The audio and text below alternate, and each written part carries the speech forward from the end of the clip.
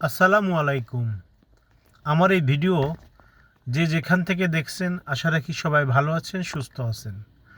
অবশ্য আমার এই ভিডিওটা ম্যাক্সিমাম বাংলাদেশিরা বাঙালিরা দেখে থাকেন।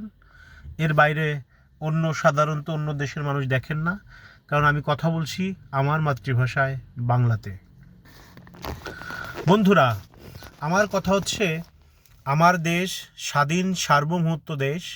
দেশ বঙ্গবন্ধু শেখ মুজিবরের নির্দেশে, তার অনুপ্রেরণা, তার আদেশে, তার নেতৃত্বে, ঘনিষ্ঠ নেতৃত্বে এ দেশ স্বাধীন হয়েছে।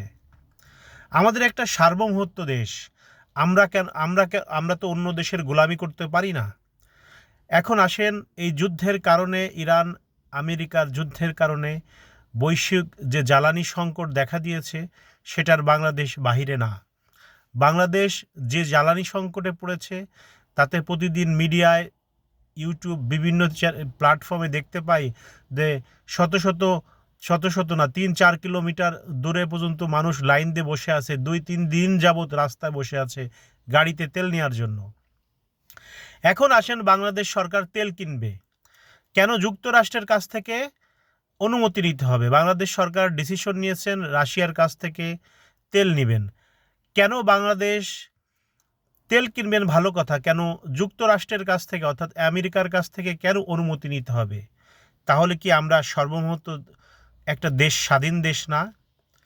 অতীতে এই জামাতিরা, এনসিপিরা, সাধারণ অনেক মানুষ, এই বিএনপিরাও বলতেন যে শেখ হাসিনা বাংলাদেশকে ভারতের কাছে বিক্রি করে দিয়েছে, বাংলাদেশ একটা ভারতের গোলাম ছাড়া আর কিছুই না।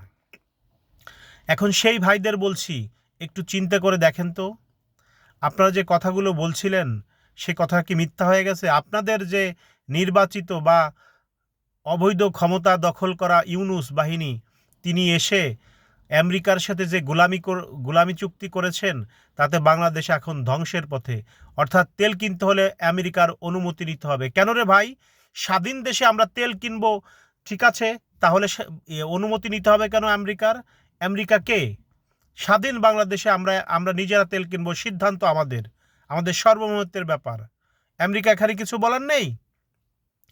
কিন্তু হবে না সেটা। এখন এই গোলামি চুক্তি করে গেছেন ডক্টর মোহাম্মদ ইউনূস, সুদি ইউনূস, এই রাজাকারী ইউনূস, পাকিস্তানপন্থী ইউনূস। এই বাংলাদেশের মেরুদণ্ড নাই এখন। বাংলাদেশ আমেরিকার কাছে একটা সবজি। অর্থাৎ বাংলাদেশকে যেভাবে নাচাবে আমেরিকা, সেভাবেই নাচবে বাংলাদেশ। ভালো থাকবে সবাই।